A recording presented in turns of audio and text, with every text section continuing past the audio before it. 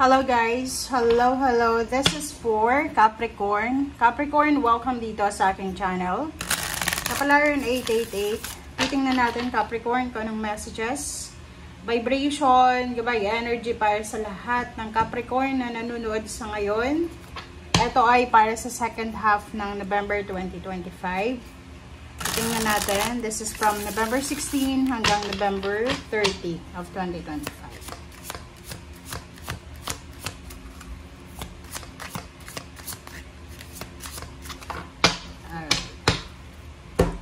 Capricorn, first card mo dito is Two of Wands. Next is the Moon. Okay, next is Magician.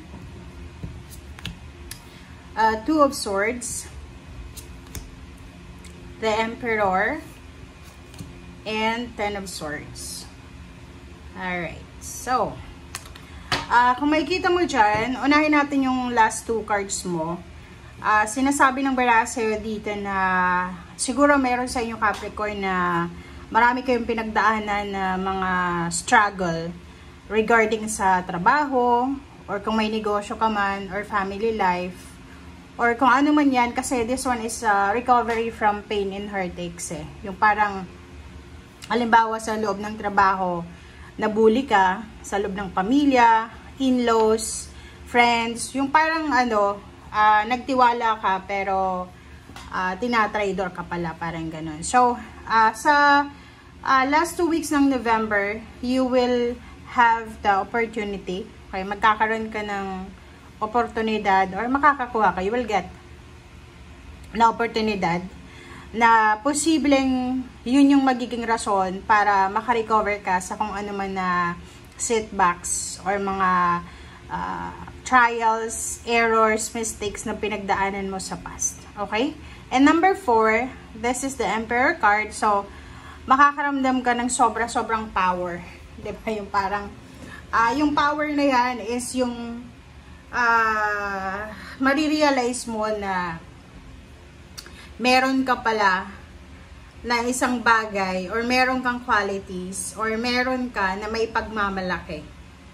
Okay, laban sa ibang tao. Parang ganun. And, kung ikaw ay, for example, matagal ka nang naghahangad na ma-promote sa trabaho, naghahangad ka na magkaroon ng magandang communication or relationship sa family, or kumbaga, yung parang pwedeng nagsiself-pity ka palagi. Diba? Yung parang feeling mo, ikaw yung pinaka mababa, ikaw pinaka mahirap, ikaw yung pinaka ganito ganyan. And this week, there's a recovery. So, kumbaga, yung pagsiself-pity mo na yan, ay kumbaga, hindi mo na yan mararamdaman simula ngayong linggo. Kasi you will be powerful eh. Parang feeling mo na may mas nakakaawa pa pala kaysa sa akin. 'Di ba? Yun yung marirealize mo eh. Na halimbawa, yung pakaramdam mo na ikaw unemployed ka or mahirap ka, wala kang savings, wala kang ganito ganyan, marirealize mo na ay may pamilya pa pala, may mga anak pa pala, or may katulad ko rin pala na mas naghihirap pa kaysa sa akin. Parang ganun. Okay. Two of Swords and Two of Wands, the Moon and Magician. So, sinasabi ng baraha sa'yo dito, Capricorn, na isang magic, isang milagro, isang unexpected. It's either offer, okay, it's either a call, pwedeng may tatawag sa'yo, pwedeng may magre-recommenda sa'yo, or pwedeng offer siya. Maybe you're planning to travel, to relocate, you're planning to move out, move in, you're planning to change address, career. Basta mayroon ditong pinaplano ka na improvement. But the problem is, nandito yung the Moon na parang medyo confused ka. Medyo confused ka kasi hindi mo alam kung tatanggapin mo ba siya or hindi. So, please comment down below if you are resonated sa barahang yan.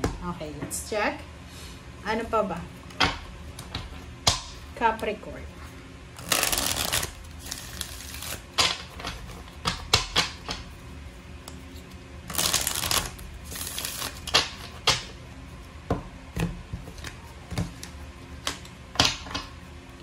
Alright. Alright, so Page of Swords, 4 of Wands, and 3 of Wands. So, yun. Mayroon kang hinihintay eh. This is the clarity. Mayroon kang hinihintay eh. Pwedeng nag-a-apply ka ng visa or mga government papers, documents, or nag-aantay ka ng renewal ng contract, or kano pa man to na hinihintay mo. And sinasabi ng barahang ito na posibleng dumating na siya.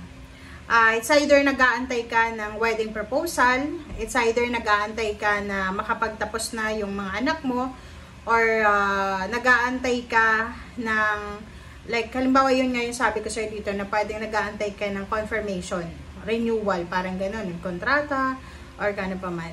Sinasabi ng baraha sa'yo dito na, simula ngayong December 2025, going to 2026, expect the unexpected news tungkol sa pamilya. So, kung ayaw mong mabuntis, kung babae ka, mag-contraception ka.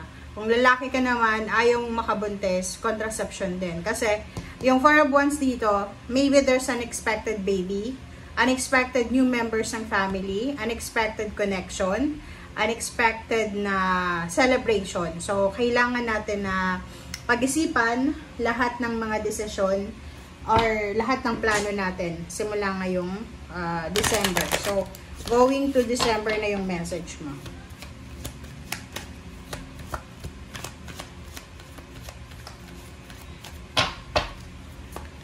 Okay. Alright, so meron 2 cards, lovers and community. So, yun. Dito merong pwedeng celebration. Posibleng there's an invitation ng kasal. Pwedeng invitation ng mga party, birthday party, or kano pa man. Basta meron dito na possible din. Okay, may mga Capricorn na ikaw ay posibleng pag-uusapan ng iyong mga kapitbahay regarding sa love life mo yan. So, please comment down below if kung ano man yan na kasalukuyang issue mo sa relationship mo or sa family. Or pwede ngayon na nga, yun sabi sa'yo ng barahe dyan, yung hindi matuloy-tuloy na kasal or celebration ay posibleng matuloy na. So, talagang pag-uusapan ka ng mga tao. Kasi, diba, lalo na kung ikakasal, diba, nakapasa sa board exam, ganyan, ganito, talagang pag-uusapan kayo ng mga tao.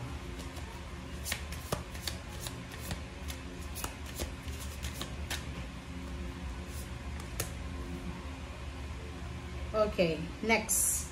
Okay, so dito sa first card sa last deck natin, sinasabi ng barahan na yung nangyayari sa buhay mo sa araw-araw, past, present, and kung ano man ang mangyayari sa future, everything happens for a reason, guys. So, kung ano man ang nararamdaman mo sa ngayon, feeling mo, ano lang, yung dito nga, diba, sa parang feeling mo, ikaw na yung pinakamababa, nagsiself-pity ka, isipin mo na lahat ng nangyayari sa mundo ay may dahilan, okay?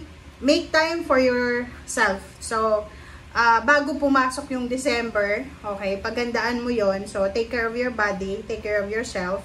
Yun yung pinaka-importante sa'yo sa ngayon, okay? And last deck natin, last card is life-changing epiphany or experience. So, isang napaka-importante, life-changing na events or experience, isang napakalaki, napaka-blessed na pagbabago ang posibleng darating sa'yo. So, kailangan mong ihanda talaga ang sarili mo.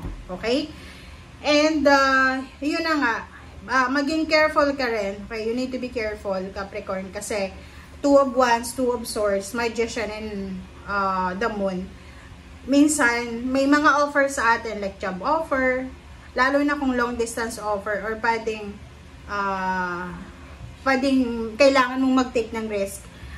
Pag-isipan mong mabuti. Kasi itong 2 of Swords na to, parang meron kang, marami kang offers eh. Maraming offers, job offers or relationship offers. Pero hindi mo tinatanggap kasi nagdadalawang isip ka. Kumaga mayroon kang mas importante na gustong gawin sa ngayon kaysa tanggapin yung offer. Kaso lang the magic is here. So, ibig sabihin, milagro to eh. Minsan lang yung pumasok sa buhay mo. So, kung hindi mo yan tatanggapin, masasayang yung blessings na yan. Okay? Kaya nga sabi sa'yo dito, prepare yourself, take care of yourself para sa isang pagbabago na magaganap. So, pwedeng ito ay wedding, pregnancy, or birth of the baby. Thank you guys. Bye! Or pwedeng travel din.